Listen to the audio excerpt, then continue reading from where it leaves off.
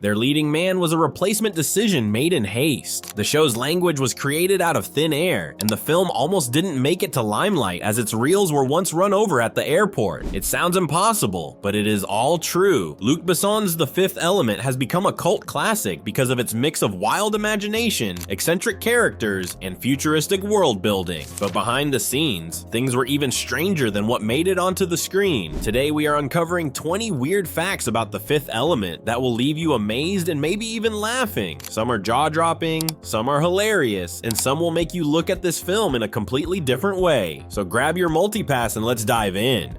Number 1. Luc Besson wrote it as a teenager. Let's start at the very beginning with a teenager in France who had nothing more than a stack of blank notebooks and an imagination that refused to sit still. Long before Hollywood agents were calling his name, Luc Besson was sketching alien worlds, futuristic taxis, and heroes destined to save the universe. Now here is the funny part. Those sketches are what have become the Fifth Element we know today. That's right, we are talking about the movie that would later cost close to $90 million, employ hundreds of people, and demand the talents of world-class designers. Think about that for a second. What most parents would have called daydreaming instead of studying turned into one of the most daring sci-fi films ever made. If procrastination were an Olympic sport, teenage Luc might have taken home the gold.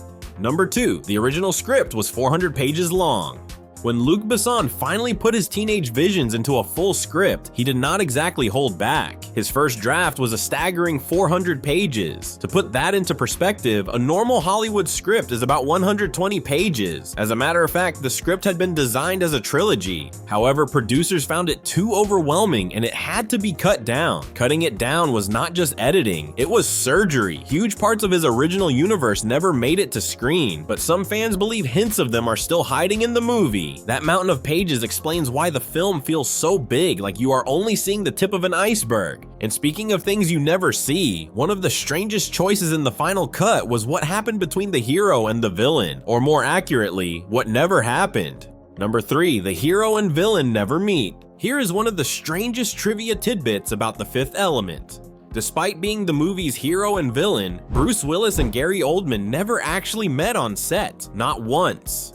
Their characters never interact in the story, and their filming schedules never overlapped. To this day, both actors joke about being in the same movie without ever sharing a scene together. It is like making a buddy cop film where the cops only communicate through voicemail. This odd fact only adds to the quirky legacy of the movie. And here is the ironic part. While the villain and hero avoided each other on screen, one major Hollywood star avoided the whole movie entirely. He was offered the lead role, but decided it was just too weird. Number 4. Mel Gibson almost played Corbin Dallas. Yes, believe it or not, Mel Gibson was Luc Besson's first choice for the role of Corbin Dallas. This was right after his Braveheart success, when Gibson could basically pick any project he wanted. He read the script and passed, calling it too unusual. Yes, that was from the same man who once played a talking beaver puppet. Well, thanks to Gibson's rejection, Bruce Willis was able to step into his destiny, bringing a wisecracking everyman charm that fit perfectly. And while Gibson walked away, Willis stepped in, but Willis was not just a replacement, he was a gift to the film. Number 5. Milla Jovovich learned a whole new language. In the movie, Lilu's lines might sound like someone scrambling for Wi-Fi, but do you know that they are actually part of a full-blown made-up language? Luc Besson created it from scratch, complete with grammar, vocabulary, and structure. Not only did Milla Jovovich memorize around 400 words, she got so good at it that she and Besson could chat fluently in this alien tongue. Imagine overhearing them in the lunch line. Everyone else is ordering chicken, and they are debating the fate of the universe in a language no one else understands. It was absurd, but it worked. Jovovich delivered those lines with such seriousness that fans believed every syllable, even if they had no clue what it meant. And just when you thought speaking space gibberish was her biggest challenge, the opera scene came along and nearly broke the sound barrier. Number 6. The Diva dance was considered impossible. When the diva steps on stage and delivers her mind-bending aria, it is not just a vocal performance, it is basically vocal gymnastics. Composer Eric Serra wrote the song with notes so high and quick that no human could actually sing them in one go. The recording had to be chopped, edited, and sewn back together like musical Frankenstein. As a result, audiences were left with jaws on the floor, wondering if opera had just been beamed in from another galaxy. The diva's futuristic song became one of the most memorable moments in sci-fi cinema, and while the music was dazzling, something far less glamorous was happening with Lilu's bright orange hair. Number 7. Lilu's hair almost fell out. Lilu's fiery hair is one of the movie's most unforgettable visuals, but beauty, as they say, comes at a price. To get that glowing orange shade, Milla Jovovich's hair was bleached over and over again until it turned into something resembling crunchy ramen noodles. At one point, it was falling out so badly she had to wear wigs. If you watch closely, you might notice her hair magically changing textures from scene to scene. The costume and makeup crew scrambled like hairstylists at a fashion show just to keep her looking consistent. In the end, it worked. Lilu's look became iconic, even if the process nearly left her bald. And speaking of unforgettable looks, the mastermind behind every outrageous outfit in the movie was no ordinary designer. Number 8. Jean-Paul Gaultier designed over 900 costumes. When it comes to futuristic fashion, The Fifth Element went all out. Who else could make Bruce Willis look cool in an orange tank top, or Chris Tucker strut around in leopard print like he was born in it?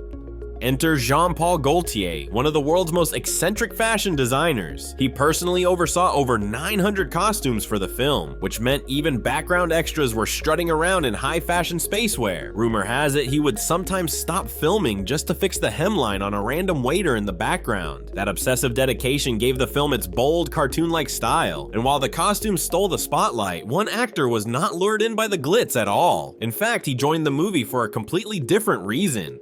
Number 9. Gary Oldman took the role as a favor.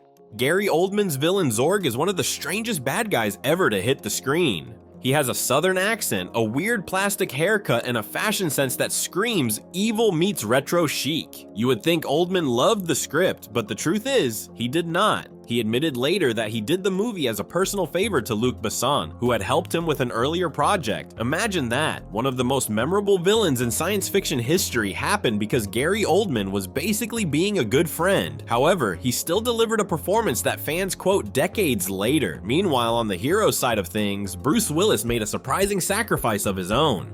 Number 10. Bruce Willis took a pay cut. In the 1990s, Bruce Willis was Hollywood royalty, pulling in some of the highest paychecks in the business. But for The Fifth Element, he shocked everyone by lowering his usual fee. Why? Because he believed in the project. His decision helped secure the financing to keep the movie alive. Think about it. John McClane himself willingly gave up millions just so Luc Besson's wild space opera could exist. That is dedication. His sacrifice showed he was not just there to cash a check, but to be part of something special. And thanks to Willis and a few others, the movie ended up looking like a comic book come to life. Number 11. The visual style came from French comic artists.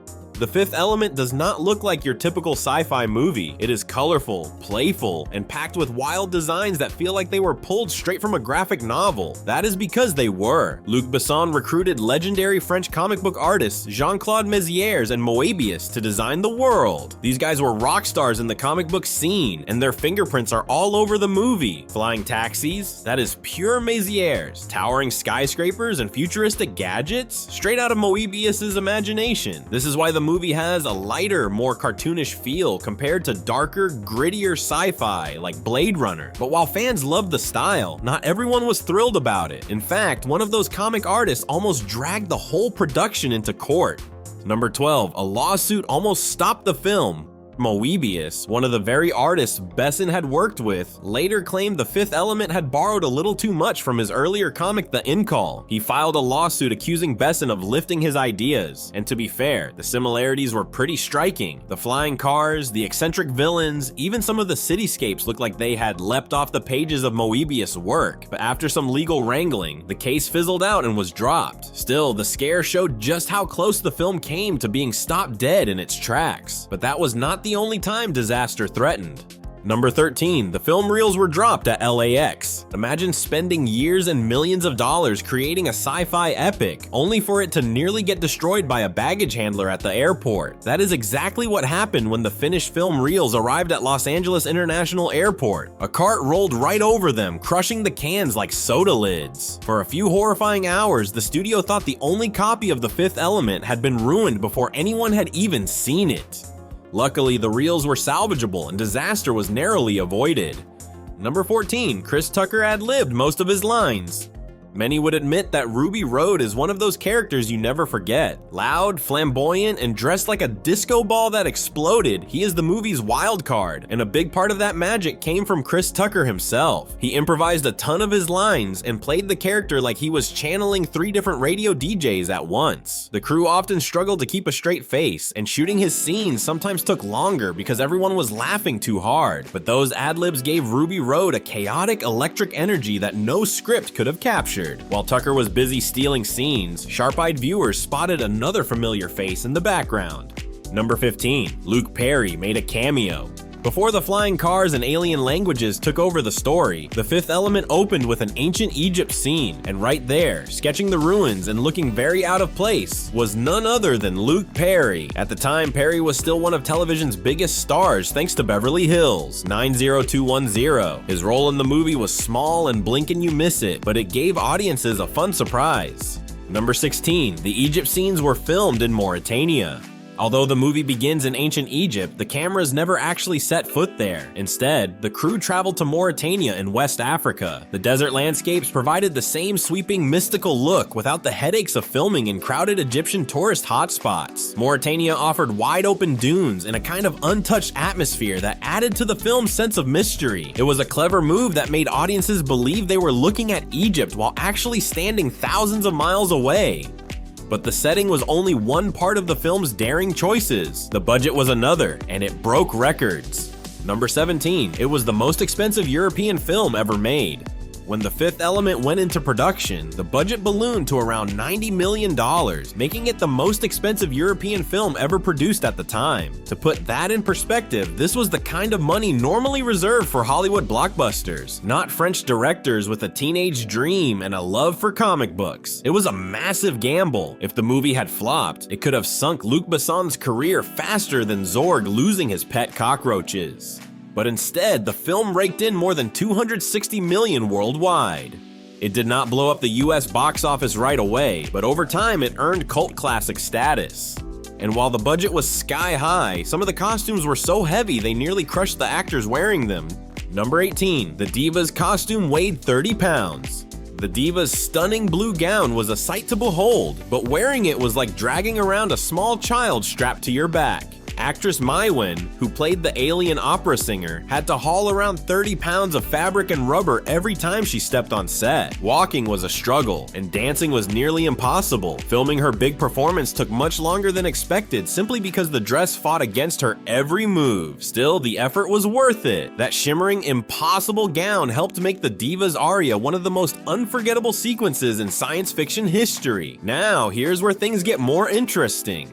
Number 19. Luc Besson married Milla Jovovich. As if directing one of the strangest sci-fi movies of the 90s was not enough, Luc Besson managed to turn the set into a love story of its own. During production, he fell head over heels for his leading lady, Milla Jovovich. Their connection grew while practicing scenes together, creating a new alien language, and filming some of the movie's most intense scenes. By the time the credits rolled, they were more than just director and actress. In 1997, the same year The Fifth Element was released, the two tied the knot. However, the romance was short-lived, lasting only 2 years before they split, but it added another bizarre twist to the film's legacy. When people talk about the movie's wild costumes, surreal worlds, and outrageous characters, this behind-the-scenes wedding always sneaks into the conversation. In its own way, it became the film's unofficial 21st weird fact. Number 20. Current wife and future wife on the same set. It might be hard to believe, but while love was quietly brewing between Luc Besson and Milla Jovovich, there was another special spectator watching it all unfold in real time. We are talking about his wife at the time, Mai Wen Lebesco. Yes, the very same Mai Wen who dazzled audiences as the alien diva Plava Laguna, the blue-skinned opera singer with a voice that seemed not of this world. Behind the camera, she was Besson's spouse. On camera, she gave one of the most jaw-dropping performances in the movie. Audiences marveled at her operatic scenes, scene, but in the background, her own marriage was crumbling in 3D. Imagine hitting impossibly high notes on stage while watching your director husband slowly fall for the woman who would replace you at home. That is not just acting, that is emotional endurance on another level. The irony is almost cinematic itself. The diva was portrayed as fragile yet powerful, a character who helped unlock the Supreme Being's destiny. Meanwhile, Maiwen was proving her own strength, giving a flawless performance while her personal life was falling apart. Well, let's just say the real drama of The Fifth Element was not happening in the futuristic skyscrapers of New York, but right there on set. So there you have it, 20 strange and fascinating facts about The Fifth Element. Which fact shocked you most? Share your thoughts, subscribe for more stories, and stay tuned for the next deep dive.